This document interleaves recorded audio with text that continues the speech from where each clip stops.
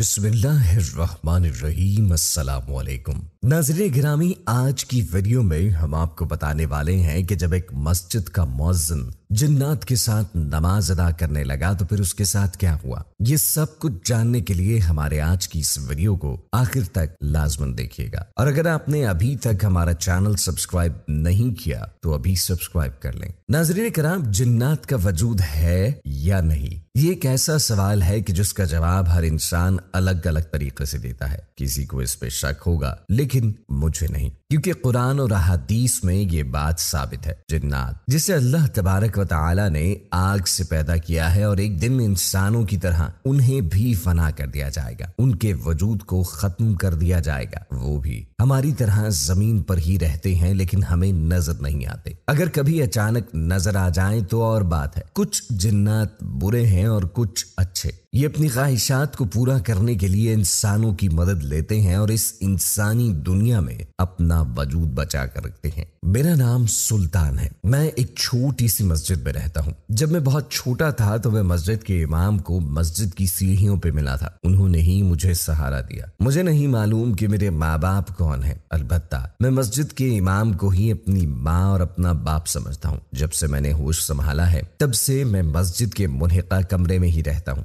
मुझे मस्जिद में रहना पसंद भी है क्योंकि ये वो जगह है जो कि दुनियादारी से बहुत दूर है। मुझे दुनिया की भीड़ से अलग रहना पसंद है। यहाँ किसी किस्म का कोई शोर शराबा नहीं। ये बड़ी ही पुरसुकून जगह है। मैं अपने साथ बीता एक सच्चा वाकया आपको सुना रहा हूँ। एक ऐसा वाकया जो मेरे साथ पेश आया था। इस वाकये से मैंने बहुत कुछ सीखा। मैं ये जान गया कि हमारे अलावा भी इस दुनिया में कोई और है जिसका वजूद जिंदा है। जो दिखते भी नहीं है वो हमारी ही तरह इस दुनिया में रहते हैं। कभी कभी अचानक से नजर भी आ जाते हैं और जब नजर आते हैं तो जिस्म के रोंगटे खड़े हो जाते हैं। मैंने अपनी जिंदगी में एक बार जिन्नात को देखा है। मुझे तो यकीन ही ना आया था कि ये सच में जिन हैं, लेकिन उनकी कुछ निशानियां हैं जो ये साबित करती हैं कि सच में वो जिन्नात ही थे। एक दफा कुछ यूं हुआ कि मस्जिद के साथ बने हुए कमरे में मैं सो रहा था। रात का वक्त था। सुबह जल्दी जागकर मुझे अजान फजर भी देनी थी। अक्सर मस्जिद में अजान मैं ही देता हूँ। मेरी ड्यूटी ही अजान देने की है। जिस दिन मैं कहीं जाता हूँ तो उस दिन अजान मस्जिद के इमाम देते हैं। एक रात मैं अपने कमरे में सो रहा था कि इतने में बाहर लोटे के टकराने की आवाज आई। मस्जिद के बिल्कुल करीब एक कुआं था जिसमें रस्सी से बांधकर एक बाल्टी रखी गई थी। जिसको भी वुजू करने के लिए पानी की जरूरत होती वो बाल्टी को कुएं में डालकर पानी निकालता और लोटे में भर के वुजू कर लेता। ये काम मेरा ही था कि जब नमाज का वक्त होता तो मैं हर लोटे में पानी भर के रख देता। और उस रात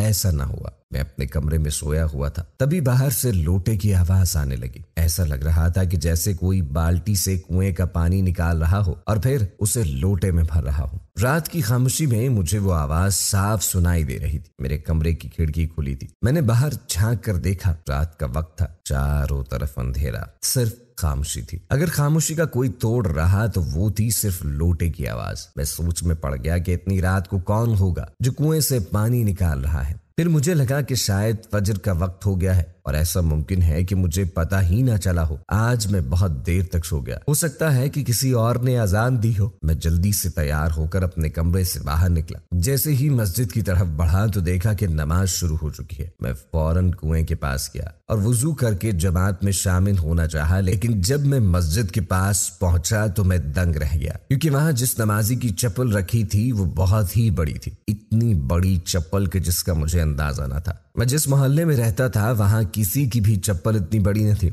जब मैं मस्जिद के अंदर गया तो ये देखा कि बहुत से नमाजी नमाज अदा कर रहे हैं। उनकी तादाद इतनी थी कि पूरी मस्जिद भर चुकी थी। मैं सबसे पिछली वाली सफ में जाके खड़ा हुआ। बार बार लोगों की तरफ देख रहा था जिनकी लंबाई इतनी ज्यादा थी कि मस्जिद की छत उनके सर से टकरा रही थी। इतने लंबे लोग तो मेरे मोहल्ले में थे ही नहीं। मुझे बहुत ही अजीब लगा। मुझे ये कोई मामूली इंसान नहीं लग रहे थे। यकीनन ये इंसान की शक्ल में कोई और ही है। मैं भी नमाज की नीयत करके खड़ा हो गया। कुछ देर तक मैंने उनके साथ नमाज अदा की। उनके नमाज अदा करने का तरीका और मेरी नमाज अदा करने का तरीका बिल्कुल मुख्तलिफ था। मेरे अंदर घबराहट हो चुकी थी और उनके सलाम फेरने से पहले ही मैंने अपना सलाम फेरा और वहां से उठकर अपने कमरे की तरफ भागा। कमरे का दरवाजा बंद करके अपने बिस्तर पे बैठ गया। जब मैंने घड़ी में वक्त देखा तो और भी डर गया, क्योंकि उस वक्त रात के 2 बजे थे। डर और परेशानी के साथ रात कटने लगी। बीच बीच में तो ऐसा लगा कि कोई दरवाजे के सामने आकर खड़ा है। अगर वो दरवाजा तोड़कर अंदर आया तो मैं मारा जा सकता हूँ। मैं अपने कमरे के बाहर लोगों के पैरों की आवाजें साफ सुन सकता था। थोड़ी देर के बाद उन सब की आवाजें बिल्कुल बंद हुई। न जाने कब दिन निकला और सुबह की अजान भी न दी। जब इमाम साहब आए और मेरे कमरे का दरवाजा खटखटाकर मुझसे बोले, सुल्तान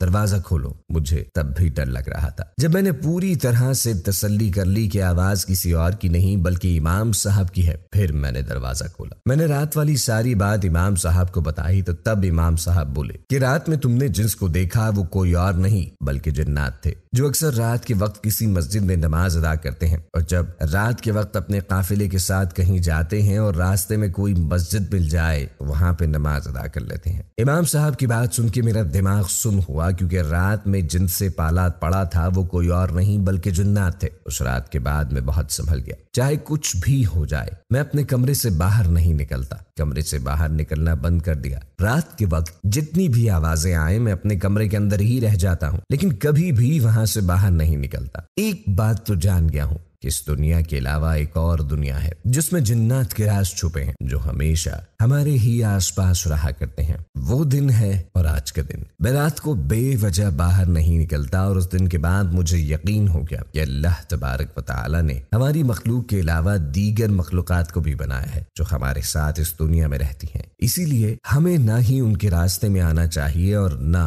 वो हमारे रास्ते में आएंगे।